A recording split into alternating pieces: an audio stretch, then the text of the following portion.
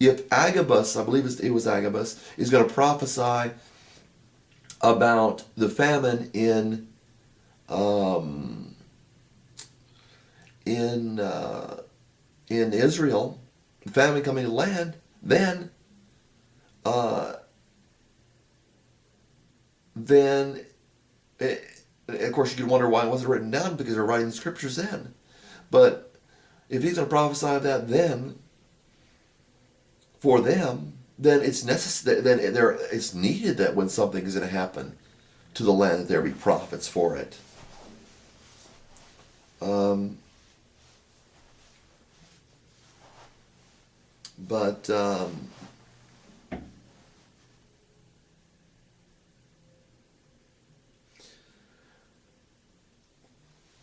I mean, you cannot have anybody over you but Christ.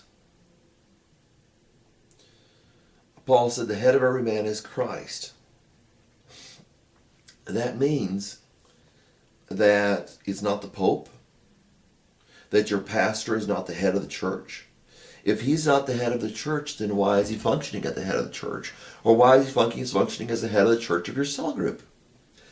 Unless you're independent and want to be and dedicated to being radical, then you're not going to be able to do what I believe is a Christian house church. Jesus was radical. He would not follow the traditions of the elders, even though the Pharisees, the elders, and all those people, the elders, the Pharisees, and all those people had power and authority in his land, and they said, "This is how you're going to follow the religious religion." Jesus says, "No, forget about it." Jesus left the synagogue. He went to the synagogue, spoke what he could do, got people to listen to him, got followers of him, and which he has every right to do, and responsibility to do. He did have that, and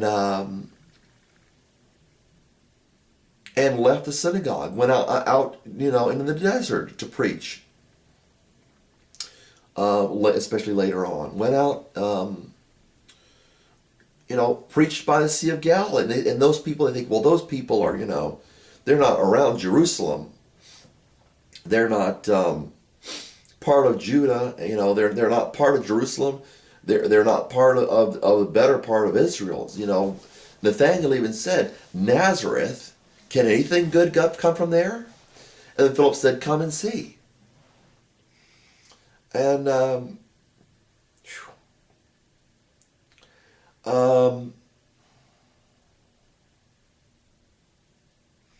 so we're following Jesus. Jesus didn't say, "Well, okay, I want you to follow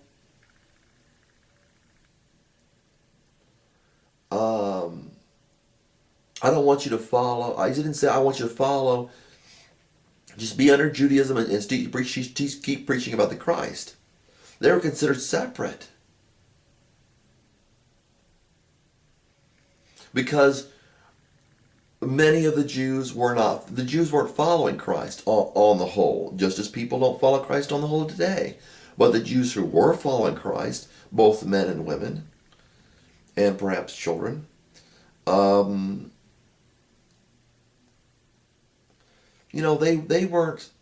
stopped going to the synagogue. They met in homes. They met in the temple because they were reasoning with the Jews, or all who came to the temple, whether ethnically or religiously. They'd reason there, trying to convince people, just as Jesus taught in the temple. Jesus provided the example. Just as Peter and John were preaching were teaching the temple, Jesus was the example. But you hang around your own kind, you hang around your own people. Birds of a feather flock together. Just like I feel very comfortable and have a close-knit or close connection. The relationship may not be the greatest, but I have a close connection to my brother because we're blood. So there's a genetic connection, of a family, or an ideological connection and a genetic connection of children, an ideological connection and another connection that God describes between a husband and a wife. Just like that there's a connection between a certain subgroup of an ethnicity like Scottish or whatever. Or Polish as being separate from Russian, even though they're the same group of Slavic people, Celtic people, the same people. And you divide that out to the whole ethnicity and then the whole family of your ethnic family and the whole, and then the whole race of mankind. It's the same thing in Christ. We stick with their own, regardless of their background as quote unquote a sinful woman, as Jesus dinner guest or dinner host said, that she's a sinner, and Jesus says it doesn't matter. I want her too, and it doesn't matter if you consider them sinner or if they're quote unquote a saint. Everybody needs Jesus. Everybody in the whole wide world. Everybody needs Jesus. And as the song goes, everybody has a right to know.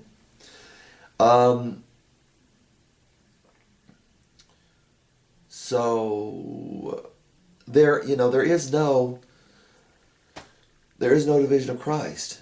People that are like-minded come together as a family, not as parishioners in a pew that ignore one another, not as people who do not relate to one another. Love one another, love one another, love one another. It says over and over again in the Bible. I dare say, greet one another with a holy kiss. There is a time to embrace and a time to refrain from embracing. Paul at one time said, you are cheating and defrauding, and and this to your own brethren, this to your own brothers and sisters. Not you. He said. I'm forgetting the verse just above, or the part of that, the passage just above that. Trying to use the modern terminology of verses. He said, you cheat and defraud, and this to your own brothers and sisters. You divide yourselves over denominations of Paul or Apollos or Cephas or Christ.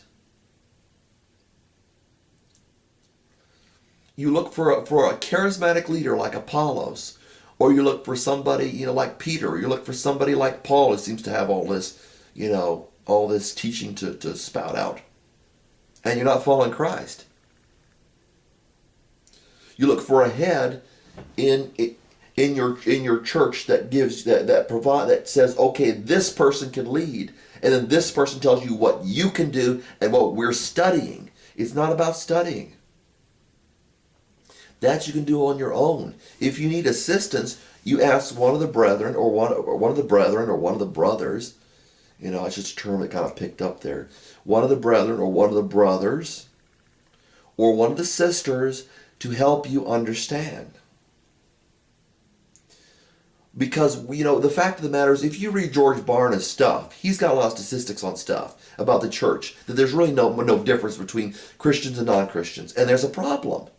Therefore, you get people like Yokup, who is more concerned about arguing fruitlessly for no point than he is concerned about doing anything. Or you get, who's another person? He's the first one that came to mind, about the last one that came to mind. But people like that. Your doctrine is in your lifestyle. If you look at the doctrine of the New Testament, you can tell it's about teaching what's right to do.